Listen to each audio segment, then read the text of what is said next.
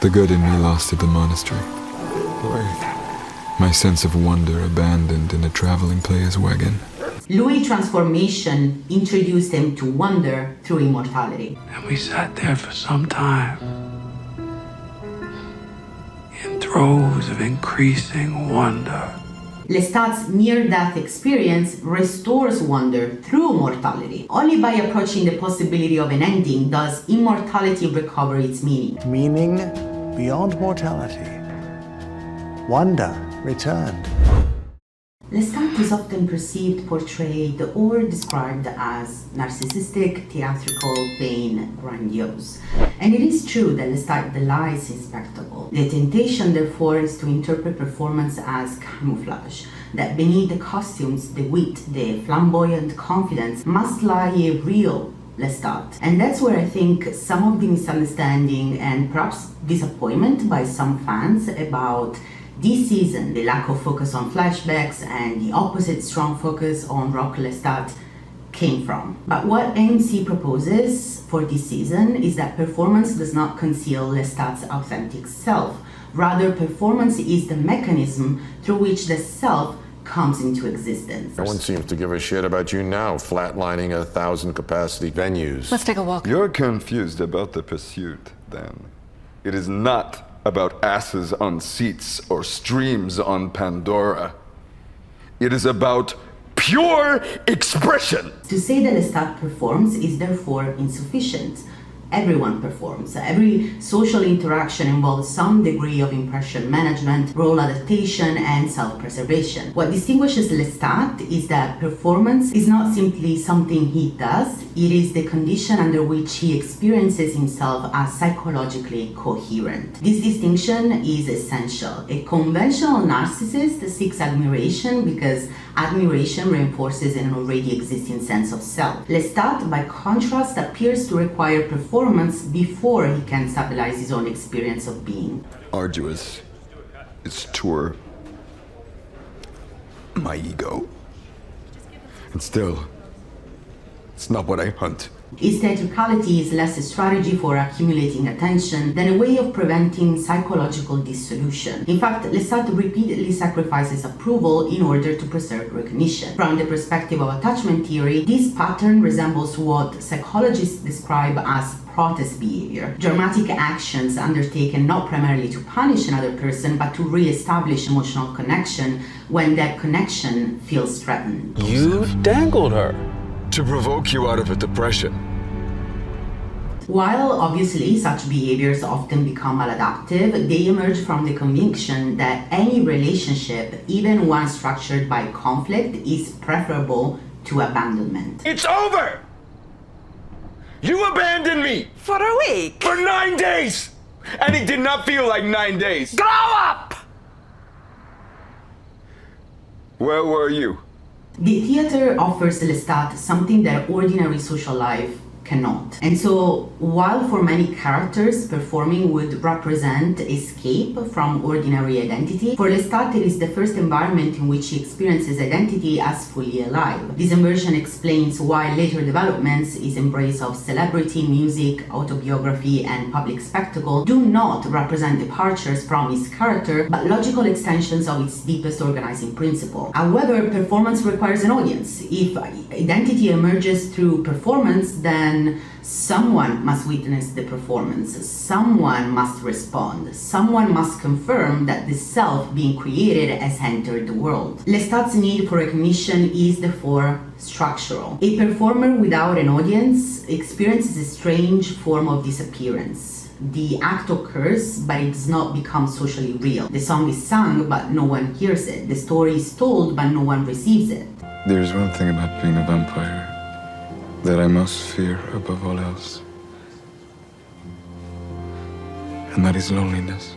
You take this feeling away from me, Louis. Within the context of all 3 seasons, this line, which could have been a generically understandable one coming from any vampire who has lived for centuries, it does reframe nearly every major decision Lestat has ever made. His greatest fear is not death, punishment, or even monstrosity. It is that strange form of disappearance. It is abandonment. As already analyzed in the previous video on Interview with the Vampire, and contrary to the film adaptation, when Lestat turns Louis in season 1, he does not simply promise power or eternity, he promises an end to isolation. When Claudia attempts to leave New Orleans, Lestat tells her, "He's very fragile right now.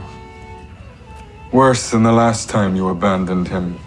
On the surface, the line concerns Louis. Psychologically, however, it reveals Lestat. Throughout the series, ordinary departures become abandonment in Lestat's vocabulary. This is also key when placed in opposition to Claudia, because for Claudia, leaving suggests agency, a way to find a path forward that's hers and hers alone. For Lestat, abandonment implies betrayal. This is the same binary conundrum of Lestat and Gabriella, where the mother, often cold and uncaring behavior, clearly stems from a need to detach herself from societal roles placed upon her. In one of the 19th century flashbacks, Lestat and Gabriella seal a sort of marriage vow. Two people promise that whatever happens next, they will remain together. However, restlessness defines Gabriella even prior to her vampiric transformation. She longs for movement, she longs for freedom, and so for the first but not last time, she leaves him behind. She's seeking agency, just like Claudia did. But to Lestat, this is a catastrophic abandonment, a betrayal to the promise. One of the most tragic, I'd say, misconceptions governing Lestat's relationships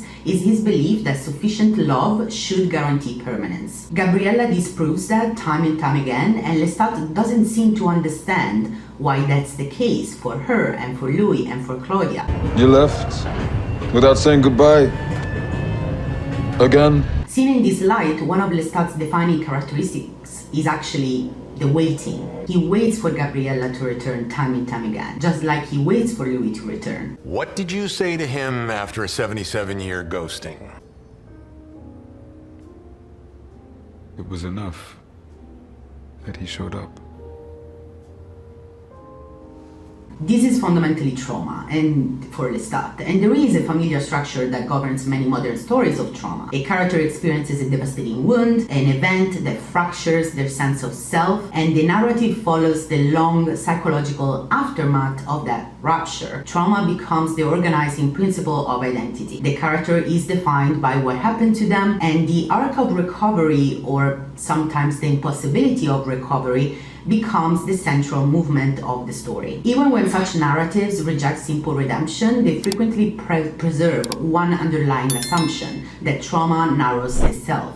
It reduces possibility. Lestat is fascinating because he almost completely reverses the structure. He is not a character who escapes trauma. He's not a character who heals from trauma. He's not even a character who successfully integrates trauma into a coherent personal history, hence the chaotic narrative style of the season. Instead, Lestat is a character who metabolizes trauma. He absorbs it, transforms it, aesthetizes it, and eventually turns it into the very substance from which he creates himself. His wounds do not disappear, nor are they resolved in any traditional sense, but rather than becoming fixed points around which his identity collapses, they become creative engines. His arrogance, his theatricality, his anger for affection, his fear of abandonment, his obsession with reinvention, all emerge from a life shaped by profound emotional injuries. But trauma does not become his final language. Creation does. The series presents a character who has been described, judged, romanticized, condemned, and mythologized by others, and who responds not by simply correcting the record, which I think is what actually most people wanted to see, but by creating a larger, stranger, more excessive version of himself. The rock star persona is therefore not merely a disguise or a public relations strategy. It is Lestat's attempt to transform the experience of being wounded into an act of artistic authorship. However, transformation can become its own prison. If every wound must become art, then there is no room simply to grieve. This is where Lestat's greatest strength becomes his greatest weakness. He can survive almost anything, but survival is not the same thing as peace. This is something that all centuries vampires understand quite well. For example, both Lestat and Armand have accumulated names, roles, loyalties, philosophies, and personas. Both have learned that survival often requires adaptation. Yet, the crucial difference between them is that Lestat's multiplicity is generative, while Armand's is defensive. Lestat treats identity as an artistic medium. He approaches the self almost as a sculpture approaching clay. The material can be reshaped, new forms can be created. This is why Lestat is drawn toward art, theater, music, and spectacle. These forms do not merely allow him to express identity, they allow him to experiment with identity. Armand creates masks because the absence of a mask feels dangerous. This distinction relies on the concept of the false self developed by psychoanalyst Donald Winnicott. Basically, Winnicott argued that people sometimes develop adaptive versions of themselves in response to environments where their authentic emotional needs cannot safely exist. The false self is not simply a lie, it is a protective structure. It allows a person to function within circumstances where direct expression of the self feels impossible. Armand is almost a pure expression of this dilemma. Lestat builds outward, Armand builds inward. The season quietly announces Lestat's artistic lineage almost immediately. During the auction in episode 1, among Lestat's unpublished works appears a song cycle in the classical vein set to the poetry of Baudelaire. At first, this sounds like an elegant cultural reference. It is much more than that. Anne Rice's vampires have always carried traces of 19th century French decadence, but choosing Baudelaire rather than, say, Verlaine or Rimbaud immediately situates Lestat inside a very specific aesthetic tradition. Baudelaire is the poet of contradictions that refuse reconciliation, beauty emerging from corruption, ecstasy inseparable from disgust, the sacred contaminated by the profane, suffering transformed into artistic pleasure rather than moral lesson. Le Fleur de Mal never asks how evil might be redeemed. It asks what strange forms of beauty become visible once innocence has already been lost. That is almost exactly the artistic philosophy Lestat practices throughout the season. His songs never attempt to excuse his violence or erase his failures. Instead, they transform catastrophe into composition. It's my tongue. And Italy never made a Baudelaire. Okay, first of all, Leopardi, Foscolo, and Alighieri all came before Baudelaire. Thank you very much. But I digress. Baudelaire becomes shorthand for an entire sensibility. Melancholy elevated into style, decadence transformed into elegance, theatricality embraced not as deception but as ontology. Both figures are, in their own way, enemies of bourgeois morality, although neither rejects morality because they are simplistic nihilists, but rather because they perceive conventional ethics as fundamentally incapable of accounting for the complexity of desire. Baudelaire repeatedly attacks the complacency, mediocrity, and spiritual emptiness of respectable society, exposing beneath its polished surface the same greed, lust, cruelty, and vanity that polite civilization pretends to have overcome. Every human thought boils down to three things. I want food, I want sex, I want to go home. Monotonous picture shows it's a very distracting gift, the petty musings of meat. But perhaps the deepest affinity between them is that modern psychology often imagines authenticity as something uncovered once performance has been stripped away. Baudelaire imagines the opposite. The self is something produced through style. The dandy's costume is not concealment but creation. Seen through that lens, season 3's insistence that there is no hidden real Lestat beneath rock Lestat ceases to be surprising. It is profoundly Baudelarian. Performative vampire, and at the end they get the real thing. Performance is not what hides identity. Performance is the process through which identity comes into existence. In its third season, the series is less interested in replacing false narratives with true ones. Who did what truly happened, then in exposing the processes by which identities are mutually produced. And so it is particularly interesting to me to understand how our main characters do respond to the problem of identity under immortality. Lestat basically say, I create myself. Armand says, I preserve myself. What does Louis say? Louis say, I remember myself. You chase after phantoms of your former self. I'll break you of it. The central tragedy of Louis is that he believes memory can preserve truth.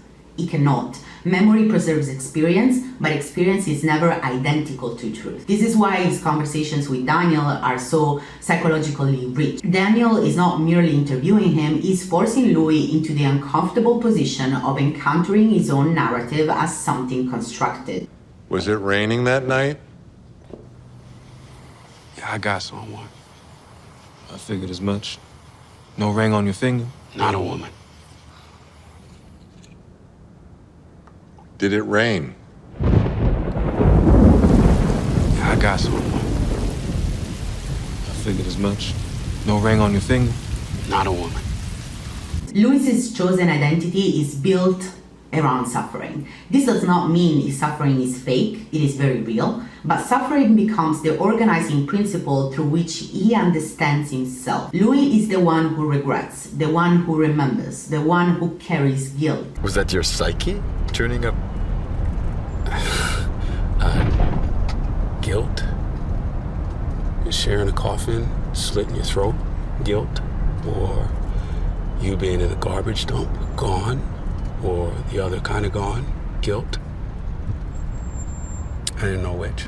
The problem is that immortality continually forces him to confront the impossibility of returning to a previous self. 144 years of life, and you're still Louis the pimp, paying a whore to sit in a room and talk with you. Louis has spent years constructing rituals of remembrance. This is particularly evident if we look at Claudia, right? The preserved dress, the diaries, his obsessive guilt. He imagines himself carrying Claudia's memory as an act of devotion. When the seance happens, Claudia immediately reframes those gestures as narcissism. Yeah, that's what I want to be. Car fuel for your self-pity. This is a great line because it overturns not only Louis's self-understanding but ours as viewers as well. Everything interpreted as memorialization becomes exposed as emotional self-preservation. The science finally allows Claudia to speak for herself, and what she says is almost entirely about rejecting other people's interpretations. She attacks a lot of things. Notice what she does not discuss: justice, healing, forgiveness. Instead, she repeatedly objects to becoming symbolic. Burn the diaries! Burn this dress! Those commands are easy to read as expressions of anger. They are also, though, demands to stop transforming her into narrative. The diaries made Claudia legible. The dress made her memorial. The objects allow Louis and Lestat to continue possessing versions of her. She wants that possession destroyed. This made me think of Roland Barthes' famous distinction between the living body and the photograph. Once someone becomes an image, other people begin consuming them as meaning rather than encountering them as a person. Claudia rejects exactly that transformation. She refuses to remain an artifact inside someone else's emotional museum. Louis has not been honoring Claudia. He has been preserving an identity built around failing her. That distinction transformed Louis's grief. Real mourning gradually shifts attention toward the deceased. Louis's mourning continually returns attention to himself. The episode therefore suggests that guilt can become another form of ego. Throughout the seance, Claudia rages against Louis and Lestat, but the emotional center arrives only when she asks about Madeleine. After Madeleine's name enters the conversation, she becomes heartbreakingly human. Her greatest suffering is not hatred, it is separation. For perhaps the first time in Claudia's existence, her emotional world no longer revolves around either of them. Madeleine has displaced them. This may be the most radical thing the episode does in relation to Claudia. Claudia's final emotional truth has nothing to do with her father's. For years, Louis has believed Claudia's story ended with him. It didn't. The person Claudia most desperately seeks is someone entirely outside Louis's narrative. The irony is that Claudia inherits precisely Lestat's impulse towards self-creation. We've seen her seeking new cities, new companions, new histories, because she refuses to remain anyone's finished creation. In this sense, Claudia is not Lestat's opposite, she's his most faithful heir. The difference is that Lestat possesses the privileges of authorship, while Claudia inherits only its consequences. For 2 seasons, Interview with the Vampire trained its audience to think about memory as evidence. Every scene was structured around the question of whose recollection could be trusted, whether Louis's narration distorted events, whether Claudia's diaries corrected him, whether Armand told the truth, and whether Daniel's role as interviewer could somehow recover an objective truth from competing testimonies. Season 3 initially appears to promise yet another revision, this time through Lestat's perspective. I know what infinitesimal means. It was raining. No, never fucking Leo! Not a harlequin. But the vampire Lestat is not interested in replacing one truthful narrator with another. Instead, it quietly abandons truth as the organizing principle altogether. It replaces it with performance. This distinction may initially seem semantic, but it fundamentally alters how every scene in the season operates. The dialogue is no longer primarily written as the exchange of information. Aside from a very few exceptions, like for example Armand in the final episode, characters do not speak in order to reveal what happened. And these performances are continually revised, interrupted, abandoned, and rehearsed again. Memory has ceased to function as recollection and instead becomes rehearsal. Yet, almost everyone discussing the season is still treating dialogue as evidence. But Lestat literally says multiple times that the songs are his story. You've said this thing to me a couple of times on the bus, backstage, that the songs are your story. Must be important if I repeat. Or it's a doorstop because you don't want to talk about yourself. Daniel immediately challenges this. Daniel assumes music is avoidance. Lestat insists music is autobiography. In episode 5, Lestat tells the drummer, The drums can't sound like a drum. then immediately translates instruments into emotional organs, heart, hunger, etc. He's directing music exactly like he directs memory. The album sessions themselves quietly become the season's most sophisticated metaphor for remembering. Lestat refuses literalism at every opportunity. When the drummer quite reasonably points out that a drum is a drum, Lestat rejects the statement outright. Instead, they must sound like death approaching. Oh my God. Like life emerging. Like, yeah, cool. Like life and death. Death, then life. Bubble in my veins. Drum and then the other drum. Okay, I don't play metaphorical drums. Try. These metaphors initially resemble artistic eccentricity, yet they reveal the deeper logic governing the entire season. Lestat remembers exactly as he produces music. Literal accuracy interests him less than emotional equivalence. Memory succeeds not when he reproduces events faithfully, but when he recreates their emotional texture. What happened at 29?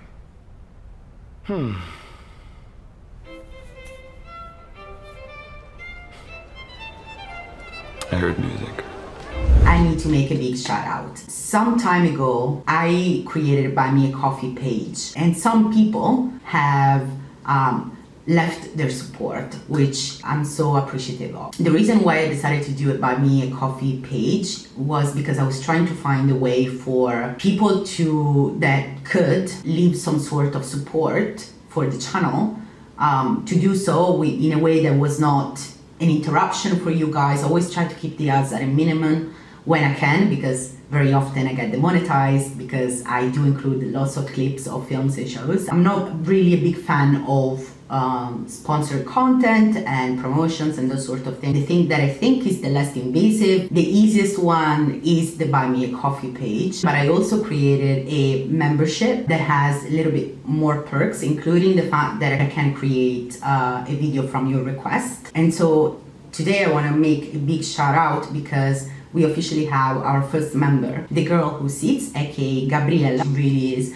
so appreciated. So if you want, I will leave the link for my Buy Me a Coffee page in the description, in the comment, I don't know, somewhere. So thank you so much, Gabriella. Notice how conversations in the Vampire Lestat almost never reach completion. Characters continually interrupt one another, change subjects, begin speaking only to abandon sentences midway, or replace language altogether with music. These interruptions are not incidental features of the scripts, but constitute one of the season's primary narrative techniques. This becomes especially striking during Lestat's recollections of Marius and Akasha in episode 5. Marius repeatedly commands him not to interrupt. Don't interrupt. Moments later, he sharply repeats the instruction by naming the action itself. What happened to him? Interruption! He functions almost as a description of the season's dramatic grammar. I interrupted. Sorry. I got caught up in it. You were saying... Every relationship exists in a permanent condition of interruption. I don't have trauma. I love being a vampire. And can you drop the fledgling speak and spell?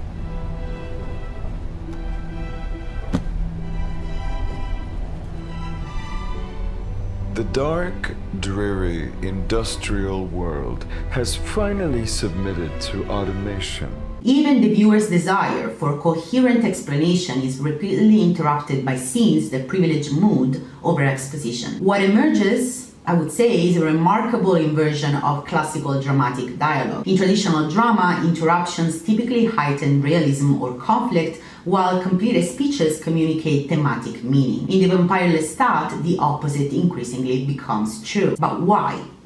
Well, the thing about speech is that it requires separation. It requires the speaker to arrange experience into understandable categories. This happened, then this happened. I felt this, then I felt that. I'm this kind of person. He was that kind of person. Ordinary language assumes that identity can be made coherent through explanation. This is Louis' choice of medium for his interview. Season 3 uses music not as an accessory to Lestat's story, but as a revelation of how his mind works. This distinction is established surprisingly early in Interview with the Vampire. During Louis' recollection of the early years together, Lestat attends the opera not merely as entertainment, but as an active listener. When the tenor fails to meet his expectations, his reaction appears absurdly disproportionate on first viewing. He kills and feeds upon the singer because the performance offends him. It is one of those moments that initially seems designed to reinforce his cruelty. Yet, viewed alongside everything that follows, the sequence reveals something much deeper. To someone whose entire emotional architecture is built upon music, artistic dishonesty is not an aesthetic failure, but a violation of reality itself. Basically, others may hear mistakes in the music. Lestat experiences dissonance.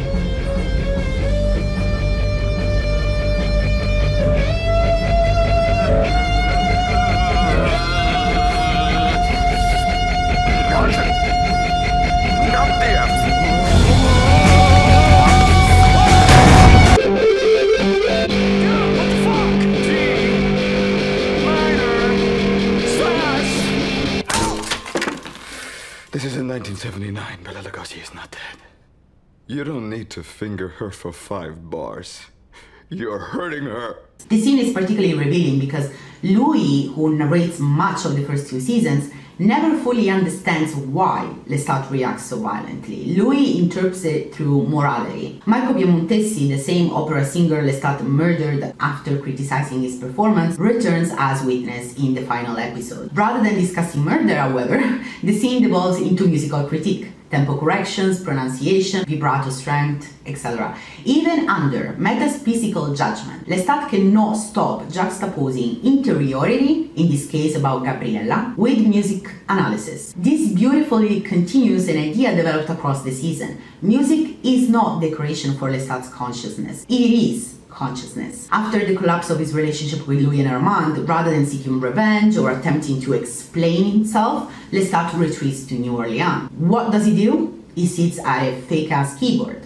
This is an extraordinary character choice. The piano becomes the physical manifestation of an internal process. Every unresolved feeling that cannot yet become language instead becomes melody. In The Vampire Lestat, the songs are not interruptions between dramatic scenes. They are the scenes in which Lestat's interior world becomes legible. Because music is how Lestat thinks. Struggle to articulate is something. And that is because a song does not have to prove that an emotion is reasonable. A song does not need to justify contradiction. A song can move from tenderness to violence, from desire to despair, from arrogance to vulnerability, without apologizing for the transition. This makes music uniquely suited to Lestat because his psychological life is fundamentally non-linear. His memories do not exist as clear narrative. His relationships do not exist as stable categories. Oh, this is The Vampire Sophia, and this is my mother Gabriella. The Vampire Lestat's editing especially, I think, translated this masterfully on screen. Hence, the chaotic, somehow rushed and fragmented feel of the season, especially when compared to the more contemplative feel of Interview with the Vampire. This is why Lestat's musical identity feels less like a disguise and more like a confession. The rock star is, in fact, not even hiding to be a vampire. The rock star is allowing the vampire to speak. And that's Lestat's choice of medium for his interview.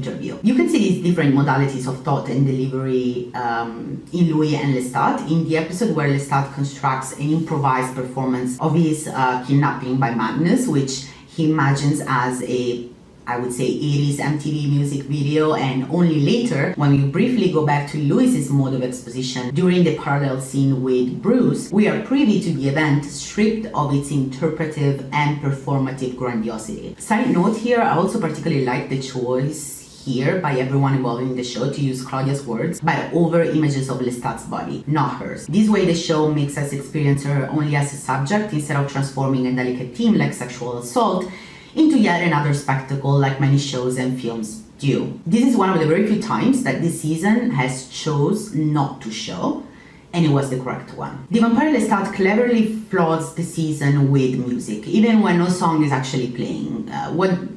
What do I mean by that? It does so through repetition. When something is mentioned repeatedly, it becomes a sort of melody. Not to mention that it actually causes the brain to abandon language processing and start perceiving the sound strictly as a melodic song. Among all the spectacular images in episode 7, it is remarkable that the episode's emotional center consists of only 3 fragments of dialogue. Could be nice.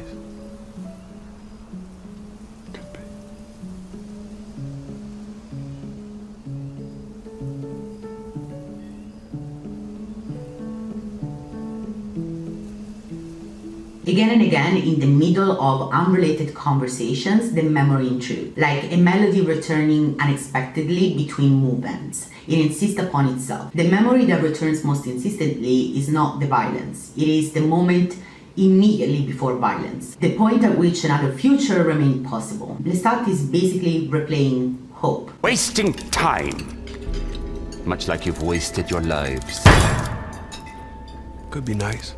Could be, hands touch. Lestat does not summon the memory deliberately, it invades him. It behaves almost like an involuntary musical motif, resurfacing whenever his mind attempts to collapse into despair. He sits on a bench like a stupid idiot. In a fog he mistakes for love. Given everything we've discussed about music functioning as Lestat's native language, this makes perfect sense. His unconscious is literally composing against his own destruction. Everything else occurring inside Lestat's head is theatrical. I mean, that's a sort of tribunal that's theatrical. The witnesses are theatrical. The concert is theatrical. Failure becomes spectacle, but the memory with Louis contains no audience. Nobody applauds, nobody judges, nobody performs. It remains perhaps the only entirely private emotional moment in the entire episode. But the insistence on repetition extends well beyond music production. At first glance, repetition appears simply to characterize Lestat's perfectionism during the album sessions. Episode 5 repeatedly returns to one deceptively simple command. Again? What exactly are we going for here on take 17? We are going for... again. There are several and continuous examples of compulsive repetitions in Season 3, starting since the very first episode. It was the spring of 2025. A good nation was making itself great again. Again.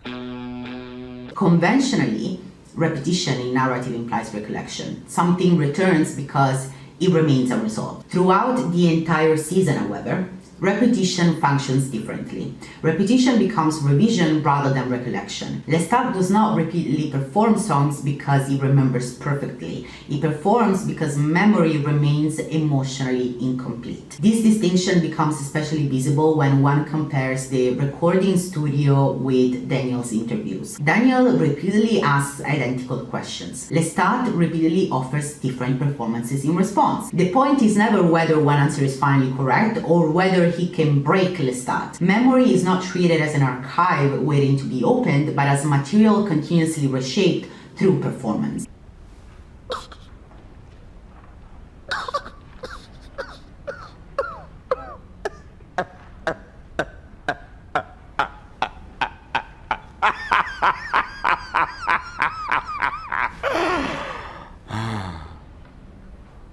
I'm the vampire Louis de Pointe-Lac. Undone by your relentless questionings, Mr. Malloy.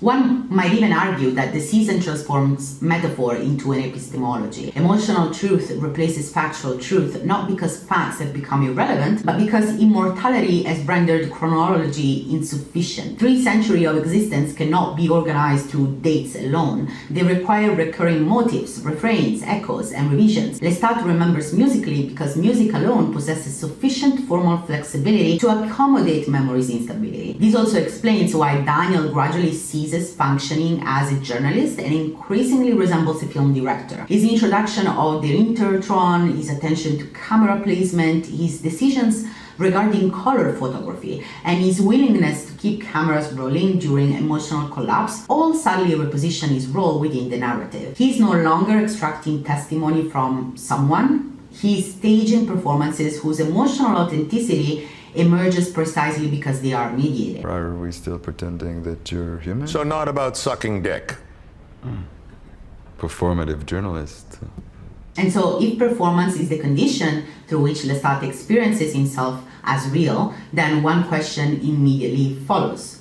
For whom is he performing? At first glance, it seems Lestat enjoys audiences indiscriminately, yet while public attention sometimes exhilarates him, it does not satisfy him. Beneath every grand performance lies the search for a particular kind of spectator, someone whose gaze does not merely observe, but interprets. This distinction between observation and interpretation, I think, is central to understand Lestat's emotional life. To be observed is simply to be noticed. To be interpreted is to have one's inner life treated as meaningful. Throughout Interview with a Vampire, Louis repeatedly attempts, often unsuccessfully, to understand why Lestat behaves as he does. He interrogates his motives, reconstructs his past, condemns him, excuses him, and rewrites him over decades. Ironically, even while criticizing Lestat, Louis grants him the very thing Lestat appears to crave most, which is sustained psychological attention. Certainly, there are moments in which Lestat exerts control over Louis, but domination alone cannot explain Lestat's repeated attempts to draw Louis into conversation, confession,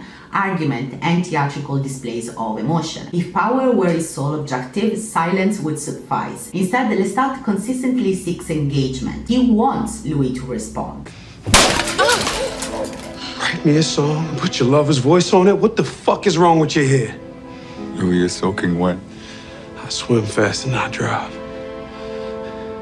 Put some clothes on, get the fuck out. This is my house. Do I look like I care? Lestat. Leave.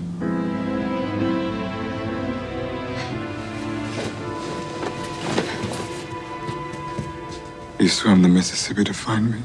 This helps explain why emotional withdrawal wounds Lestat more deeply than open hostility. When Louis retreats into detachment, he ceases participating in the collaborative production of Lestat's identity. For a character whose sense of self depends upon being continuously read, such withdrawal resembles annihilation. The better Louis understands Lestat, the more morally and emotionally difficult that understanding becomes. Consequently, Louis never arrives at a stable conclusion about who Lestat really is. Every attempt at definition produces another contradiction. Rather than revealing inconsistency in the writing, I think this instability reflects the series' larger philosophical commitment. People are not puzzles awaiting a single correct solution. They are inexhaustible. Lestat himself appears almost addicted to this inexhaustibility. He continually presents new facets of himself, not always honestly, not always consciously, but relentlessly. One day he's the aristocratic seducer, the next the vulnerable abandoned son, then the jealous lover, then the predator. None entirely supersedes the others. Importantly, Louis does not merely witness these transformations, he actively organizes them into stories. As narrator, he becomes Lestat's first great critic.